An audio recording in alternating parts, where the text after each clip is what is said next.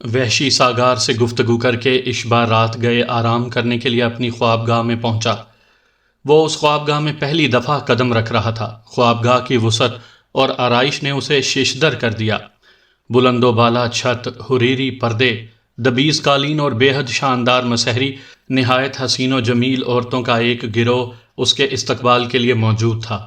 ہر ایک نے خود کو بنانے، سنوارنے اور اپنی جسمانی خوبیاں اجاگر کرنے میں کوئی کسر نہیں اٹھا رکھی تھی۔ وہ ہندی لباس میں تھیں اور ان کے جوڑوں میں رات کی رانی اور موتیے کے پھول مہک رہے تھے۔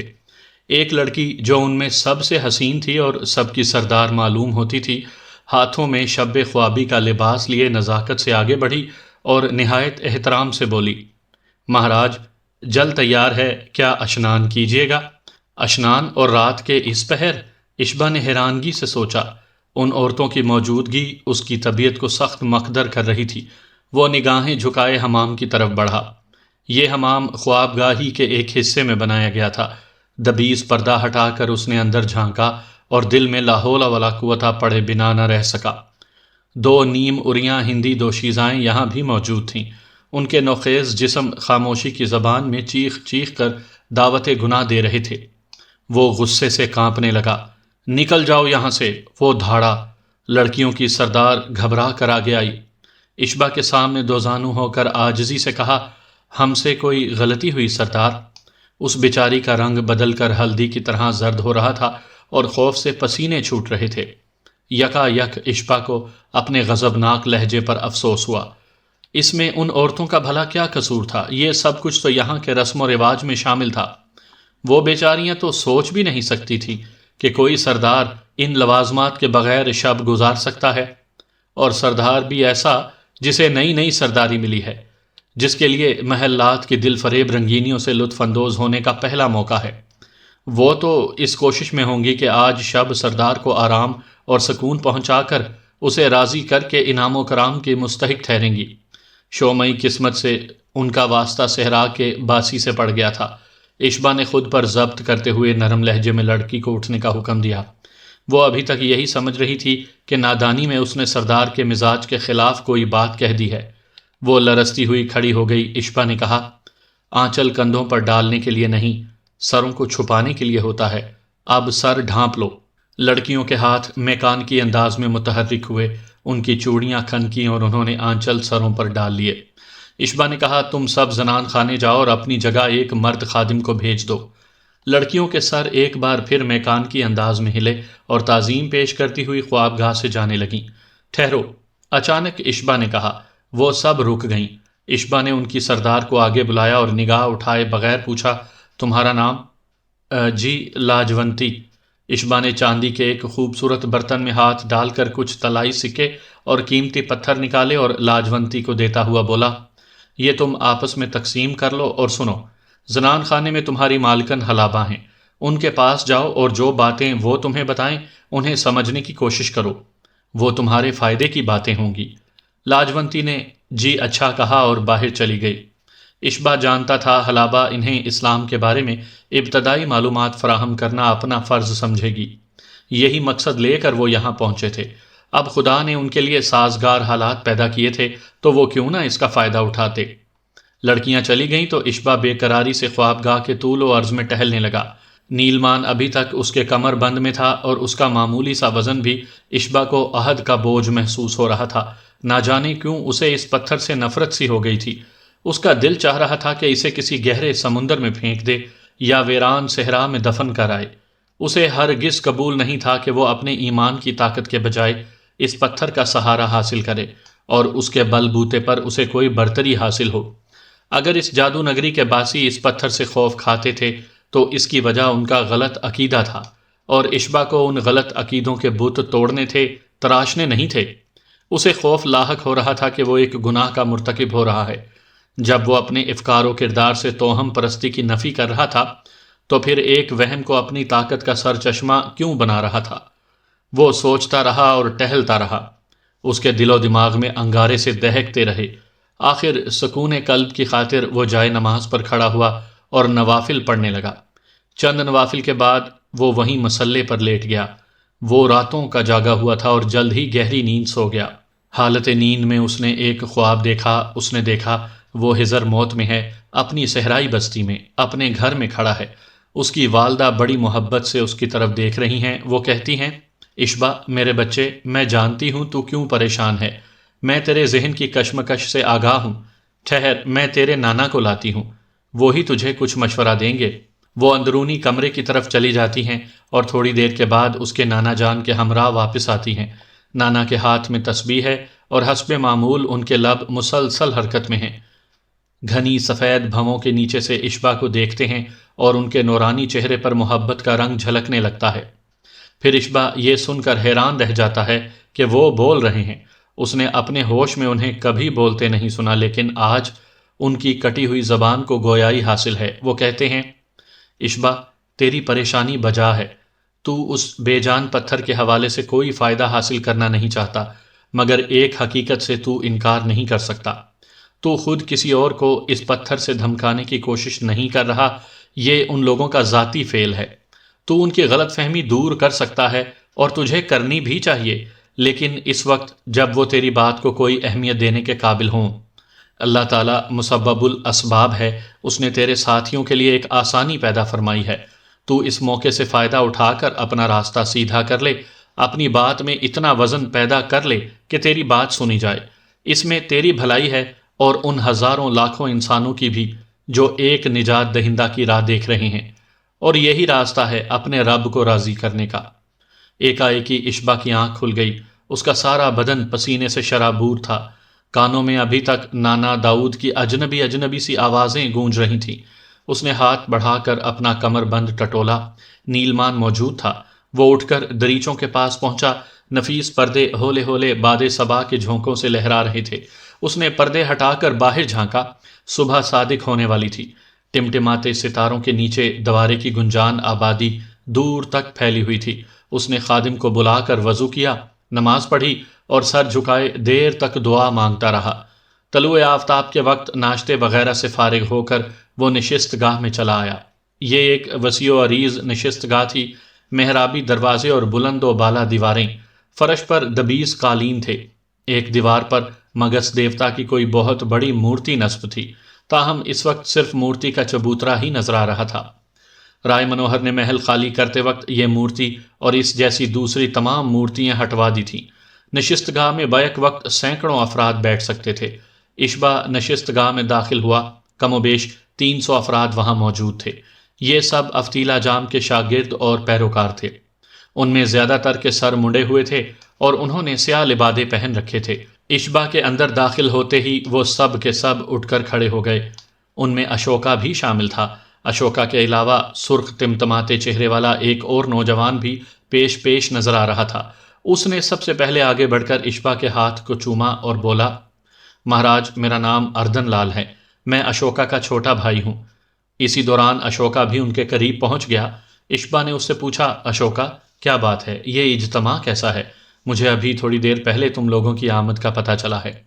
اشوکا کے بولنے سے پہلے ہی اردن لال بولا، مہاراج ہم ایک نہایت اہم مقصد لے کر آپ کے پاس آئے ہیں۔ 2 روز سے ہم صلاح مشوروں میں مصروف تھے اور آخر ایک متفقہ فیصلے پر پہنچ گئے ہیں۔ پھر اس نے بڑے بھائی اشوکا کی طرف دیکھا جیسے کہہ رہا ہو کہ اب آگے تم کہو۔ اشوکا نے آنکھوں ہی آنکھوں میں ذمہ داری دوبارہ چھوٹے بھائی پر ڈال دی۔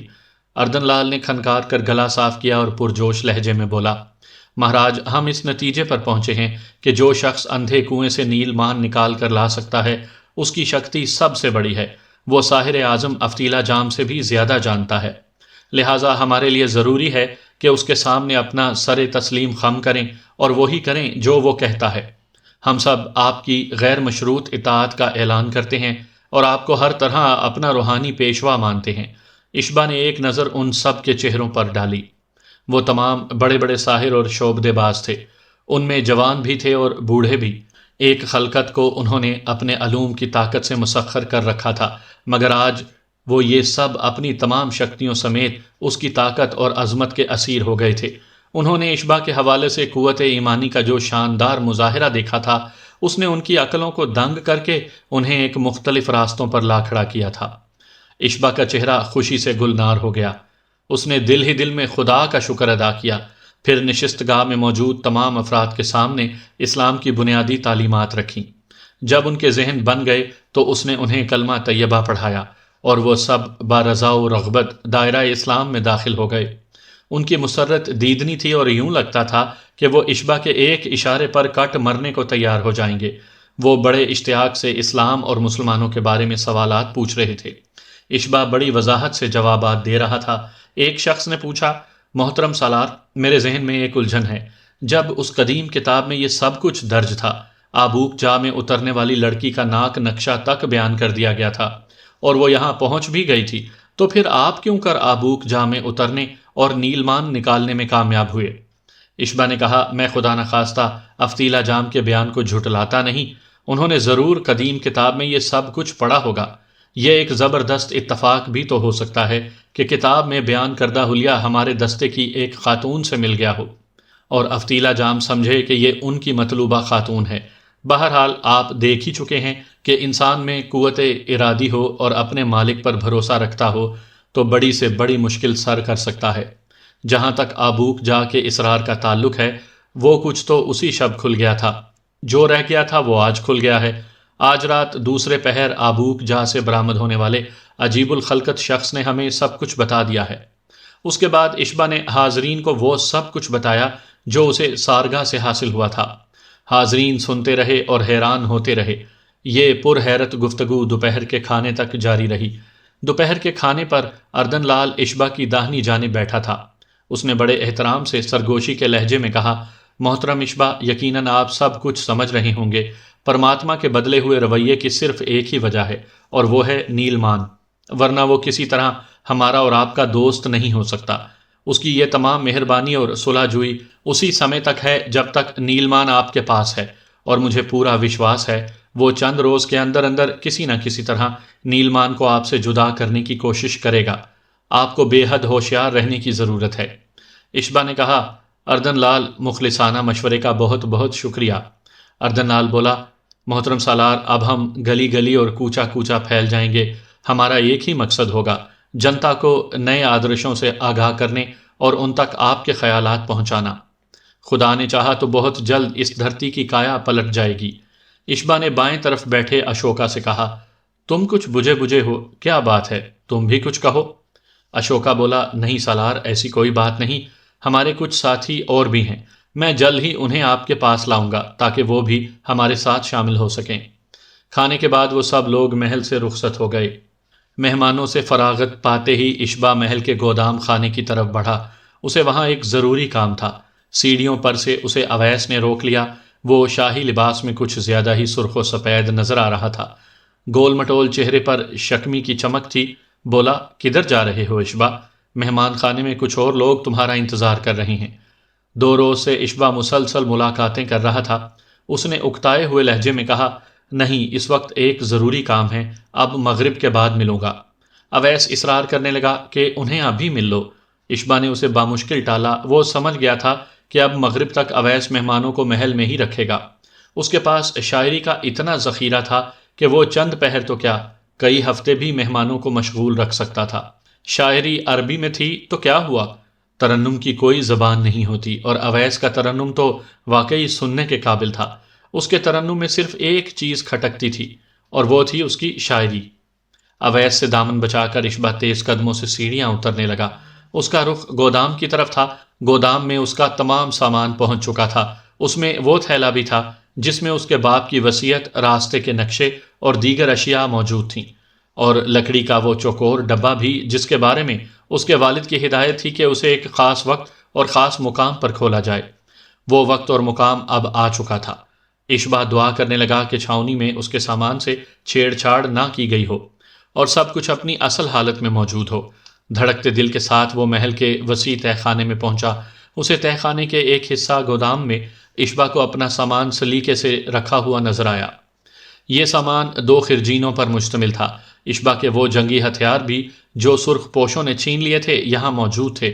اشبا نے سب سے پہلے اس تلوار کو دیکھا جو اسے اپنے باپ کی طرف سے ملنے والا پہلا اور آخری تحفہ تھا۔ بڑی عقیدت سے تلوار کو چھو کر اس نے ایک طرف رکھ دیا، پھر اس نے خرجین کھولی۔ بادی النظر میں یہی نظر آتا تھا کہ سامان کو چھیڑا نہیں گیا۔ خشک خوراک کے نیچے چمڑے کا وہ انمول نقشہ موجود تھا جس نے انہیں اس جادو نگری تک پہنچا دیا تھا۔ چمڑے کے علاوہ اس کے والد کی ادھوری کتاب اور دیگر اشیاء بھی موجود تھیں۔ لکڑی کا وہ چوکور ڈبہ بھی رکھا تھا جو اب تک اشبا کے لیے ایک معمہ بنا ہوا تھا۔ اس نے اس چھوٹے سے ڈبے کو نکال کر شمعدان کے پاس رکھ لیا۔ ڈبے پر معمولی نقش و نگار تھے اور آہنی کیلوں نے اسے جوڑ رکھا تھا۔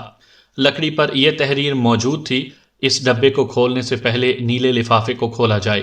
نیلا لفافہ اشبا حضر موت میں ہی کھول چکا تھا اور اس میں یہ ہدایت درج تھی: اشبا بیٹے، میری یہ خواہش ہے کہ جب تم اس ڈبے کو کھولو تو تمہارے قدم اس سرزمین پر پڑ چکے ہوں جو میرا وطن ہے اور پرماتما کی عملداری میں شامل ہے۔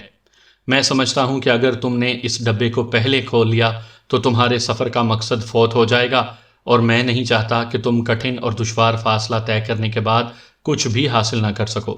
میں نے چرمی نقشے کی پشت پر ان حدود کا تعین کر دیا ہے جن میں داخل ہونے کے بعد تم یہ ڈبہ کھول سکتے ہو۔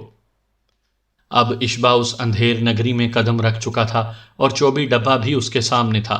اب وہ اس کے اندر کا حال جان سکتا تھا۔ اس نے لوہے کی ایک خمدار سلاخ اٹھائی، اس کا اگلا سرا چپٹا تھا۔ وہ اس سرے کی مدد سے چمڑے کا بالائی تختہ اکھاڑنے کی کوشش کرنے لگا۔ تھوڑی سی کوشش کے بعد وہ کامیاب ہوا، میخیں اکھیڑیں اور ڈبہ کھل گیا۔ اشبا نے اندر جھانکا اور دیکھ کر حیران رہ گیا۔ ڈبہ بالکل خالی تھا۔ اس نے روشنی کی طرف کر کے غور سے دیکھا، ڈبے کے اندر کچھ نہیں تھا۔ وہ چکرا گیا۔ وہ تصور بھی نہ کر سکتا تھا کہ 20 برس پہلے اس کے والد نے ڈبے میں کچھ رکھے بغیر اسے بند کر دیا ہوگا۔ انہیں ایسا کرنے کی کیا ضرورت تھی؟ پھر جو کچھ ڈبے کے اندر تھا وہ کہاں گیا؟ 20 برس سے یہ اشیاء اس کے والدہ کے پاس ہاتھی دانت کے صندوق میں محفوظ تھیں۔ اس کے بعد اشبا نے انہیں جان سے لگا کر رکھا۔ ایک بار پھر اس نے دھیان سے ڈبے کا معائنہ کیا۔ اس کے اندر کوئی ٹوٹی سوئی تک نہیں تھی۔ اب اشبا یہ سمجھنے پر مجبور ہو گیا کہ چھاؤنی میں اس کے سامان کی تلاشی لی گئی ہے اور وہیں ڈبے کو کھولنے کے بعد دوبارہ بند کر دیا گیا ہے۔ اس نے بیرونی سطح پر غور کیا تو لکڑی پر مشکوک نشانات نظر آئے۔ یقینی بات تھی کہ اس کے ساتھ زور آزمائی کی گئی ہے۔ دفعتاً اشبا کو اصل خطرات کا احساس ہوا۔ اگر اس کا سامان دیکھا گیا ہے تو ظاہر ہے کہ اب کوئی راز نہیں ہے۔ رائے منوہر چند اسی کمرے میں موجود تھا جہاں پرماتما کی آواز اپنے خاص مصاحبین سے ہم کلام ہوتی تھی۔ رائے منوہر چند ایک نہایت باروب شخصیت کا مالک تھا، لیکن اس وقت وہ تھر تھر کانپ رہا تھا۔ اس نے گھگیائے ہوئے کہا: اے لازوال پرماتما، غلام شرمندہ ہے کہ اس کے ذہن میں پہلے یہ بات کیوں نہیں آئی۔ جب قیدیوں کا سامان چھاؤنی سے محل میں منتقل کرنے کے لیے چھکڑوں پر لادا جا رہا تھا تو اچانک ایک تلوار دیکھ کر مجھے شبہ ہوا کہ یہ مقامی طور پر بنی ہوئی ہے۔ عربی قیدیوں کے سامان میں اس کی موجودگی حیران کن تھی۔ میں نے سپاہیوں سے دریافت کیا تو انہوں نے بتایا کہ یہ اشبا کا سامان ہے۔ اس کے سامان میں 2 خرجینیں بھی تھیں جن میں خوراک وغیرہ رکھی تھی۔ میں نے ایک خرجین کے اوپر سے خوراک کی تھیلیاں ہٹوائیں تو نیچے سے چند پر اسرار چیزیں برآمد ہوئیں۔ ان میں ایک نقشہ، ایک کتاب اور ایک چوکور ڈبہ بھی تھا۔ میں نے ان چیزوں کا تفصیلی معائنہ کیا اور مجھ پر یہ سنسنی خیز انکشاف ہوا کہ اشبا نامی یہ نوجوان عربی نہیں، ہندوستانی ہے۔ پرماتما کی پرغضب آواز در و دیوار سے ابھری اور فضا کو سہما گئی: منوہر چند، ہمیں پہیلیاں پسند نہیں اور نہ ہی یہ غیر ضروری تمہید۔ مختصراً بتاؤ کہ اشبا کا سامان دیکھ کر تم نے کیا نتیجہ اخذ کیا؟ رائے منوہر چند نے تھوک نکلا: اے لازوال پرماتما، اشبا اس دھرم وردھی رام داس کا بیٹا ہے جس نے آج سے 25 برس پہلے مسلمان ہو کر اپنا نام عثمان رکھ لیا تھا اور ایک عربی عورت سے شادی کرنے کے بعد آپ کے خلاف علم بغاوت شروع کیا تھا۔ بعد میں جب آپ اپنے جانثاروں کے ساتھ اس کی سرکوبی کے لیے نکلے تو وہ اپنی بیوی بچوں کے ساتھ کاٹیا واڑ کی طرف بھاگ گیا تھا۔ یقیناً آپ باخبر ہوں گے کہ ہماری پرجا میں کچھ غدار ایسے ہیں جو اس مورخ کی واپسی کا انتظار کرتے ہیں اور یہ سمجھتے ہیں کہ وہ واپس آ کر ان کی ڈھارس بندھائے گا اور ان کے منہ میں خاک آپ کے خلاف جنگ کرے گا۔ ان کی کامنائیں اور امیدیں تو پوری نہیں ہوئیں، لیکن شاید دیوتاؤں کو ہماری آزمائش منظور ہے۔ جو اس راکشس کا بیٹا اپنے باپ کی تلوار لے کر یہاں آ وارد ہوا ہے، کاش اس کے پاس مقدس نیلمان نہ ہوتا۔ دیوتاؤں کی سوگند، میں ان سب کو آہنی سیخوں پر پرو کر آپ کے سامنے حاضر کر دیتا۔ پرماتما کی جانب دیر تک ایک گہری خاموشی طاری رہی۔ یہ خاموشی منوہر چند کا پتا پانی کر رہی تھی۔ اس کے بدن کا ہر مسام پسینہ اگل رہا تھا۔ وہ اپنی کوتاہی سے آگاہ تھا۔ یہ کوتاہی نہیں، فاش غلطی تھی۔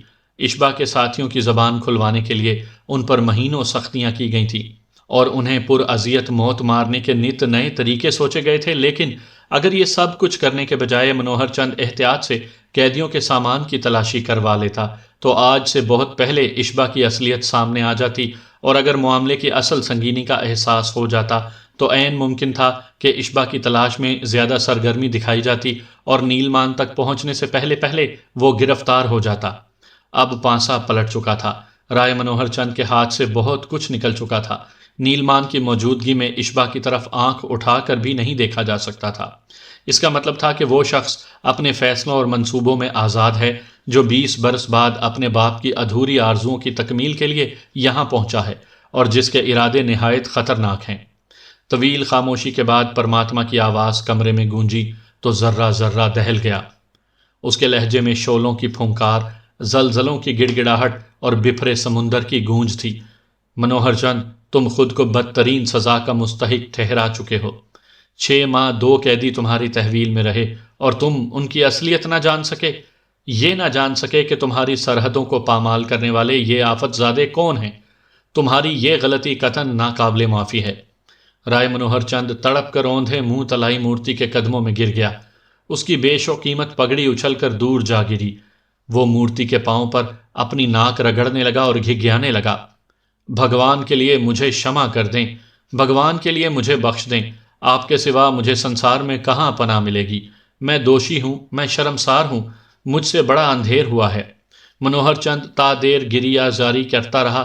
آخر پرماتما کی باروب آواز گونجی، کھڑے ہو جاؤ منوہر چند، یہ پچھلے 10 برسوں میں تمہاری پہلی غلطی ہے، اس لیے क्षमा کی جاتی ہے۔ اٹھ جاؤ اور یہ بتاؤ کہ تم سے یہ کوتاہی کیوں کر ہوئی۔ منوہر چند تشکر کے آنسو بہاتا کھڑا ہوا۔ اس نے پگڑی اٹھا کر سر پر رکھی اور بولا، اے لازوال پرماتما، ایسی بات نہیں کہ قیدیوں کے سامان کی تلاشی نہ لی گئی ہو۔ میں نے تلاشی کا حکم دیا تھا اور تلاشی لی بھی گئی، مگر افسوس کہ خرجینوں کو صحیح طرح نہ جانچا جا سکا۔ مجھے چاہیے تھا کہ تلاشی کے وقت میں خود موقع پر موجود ہوتا اور خاص طور پر سرکردہ قیدیوں کی تلاشی اپنی نگرانی میں کرواتا۔ پراسرار روشنیوں والے کمرے میں ایک بار پھر گہرے سکوت کا راج ہو گیا۔ اس سکوت میں منوہر چند تنہا کھڑا عجیب سا لگتا تھا۔ کوئی دیکھتا تو سمجھتا کہ شاید وہ بھی پتھر کی مورتی ہے۔ اس کے ہاتھ سینے پر بندھے تھے اور نگاہیں جھکی ہوئی تھیں۔ ایک طویل وقفے کے بعد پرماتما کی آواز ابھری، اشبا کے سامان میں سے تمہیں جو کچھ ملا ہے اس کی تفصیل بتاؤ۔ منوہر چند تفصیل بتانے لگا۔ اس نے تمام اشیاء کا فردن فردن ذکر کیا اور ان کے بارے میں ضروری معلومات بہم پہنچائیں۔ آخر میں وہ بولا، مقدس پرماتما، مجھے اس کے سامان میں سے ایک چوبی ڈبہ بھی ملا تھا۔ اسے چاروں طرف سے میخیں ٹھوک کر بند کیا گیا تھا۔ میرا خیال تھا کہ اس کے اندر کوئی نہایت اہم یا قیمتی چیز ہوگی، مگر جب میں نے اسے کھولا تو اندر کاغذ کے ایک پرزے کے سوا اور کچھ نہ تھا۔ اس کاغذ پر کچھ تحریر تھا، لیکن سیاہی اڑنے کی وجہ سے یہ تحریر ضائع ہو چکی تھی۔ 7-8 سطروں میں سے صرف 4 یا 5 لفظ سمجھ میں آتے تھے۔ میں نے بہت کوشش کی کہ مضمون سمجھ سکوں، مگر ناکام رہا۔ مجبوراً وہ کاغذ ڈبے سے نکال لینا پڑا۔ اب وہ کاغذ شاہی کیمیا گر کے پاس ہے۔ اس نے آس دلائی ہے کہ وہ کسی طریقے سے مٹی ہوئی تحریر اجاگر کرنے کی کوشش کرے گا۔ رائے منوہر چند کی تفصیلات ختم ہوئیں تو پرماتما کی طرف ایک بار پھر گہری خاموشی طاری ہو چکی تھی۔ یہ خاموشی ہم کلام ہونے والے کو سراسیمہ اور حواس باختہ کر دیتی تھی۔ اسے کچھ پتہ نہیں چلتا تھا کہ پرماتما اس کی باتیں سن رہا ہے کہ نہیں، اور آیا اب وہ وہاں ہے یا جا چکا ہے۔ وہ کوئی سوال بھی نہیں کر سکتا تھا، لہٰذا دست بدست خاموش کھڑا رہتا تھا۔ اس کے اعصاب چیخنے لگتے تھے۔ ایک بوجھل اور طویل سناٹے کے بعد پرماتما کی آواز پھر در و دیوار سے ابھری، منوہر چند، ہمیں نیلمان واپس لینا ہے، ہر صورت میں اور ہر قیمت پر، ورنہ اس ریاست کی بنیادیں ہل جائیں گی اور سب کچھ اندھیروں میں ڈوب جائے گا۔ تم اسی وقت اشوکا کے پاس چلے جاؤ، وہ اس سلسلے میں تمہاری مدد کر سکتا ہے۔ اسے اشبا بن ثقیل کا وشواس حاصل ہے، اور جہاں تک تم اپنی طاقت کے باوجود رسائی حاصل نہیں کر سکے، وہ وہاں بآسانی جا سکتا ہے۔ منوہر چند نے نہایت احترام سے کہا، لیکن مقدس پرماتما، اشوکا ساحر اعظم کا شاگرد خاص تھا اور وہ استاد کی موت سے نراش ہو کر اشبا کے ساتھ مل چکا ہے۔ پرماتما کی آواز ابھری، یہ بہت پرانی بات ہے۔ تازہ حالات یہ ہیں کہ اشوکا مسلمانوں کے اس گروہ سے بدظن ہو چکا ہے، اس کا خیال ہے کہ اشبا بن ثقیل نے ضروری شرائط پوری کیے بغیر آبوک جا میں اتر کر اس کے استاد کی توہین کی ہے، اور اب اس کے پیرےکاروں کو مسلمان کر کے وہ بہت بڑا پاپ کر رہا ہے۔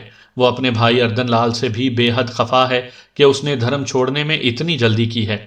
اگر تم ان اختلافات کو ہوا دے کر اشوکا کو ہم نوا بنا سکو تو یہ تمہاری بہت بڑی کامیابی ہوگی۔ ہمیں نیلمان تک پہنچنے کے لیے نہایت محفوظ راستہ مہیا ہو جائے گا، لیکن ایک بات کا خیال رہے، تم یہ سارا کام بڑی احتیاط سے کرنا۔ جب تک نیلمان اشبا اور اس کے ساتھیوں کے پاس ہے، تم اپنی تمام تر طاقت کے باوجود ان کے لیے حقیر چیونٹی سے زیادہ حیثیت نہیں رکھتے۔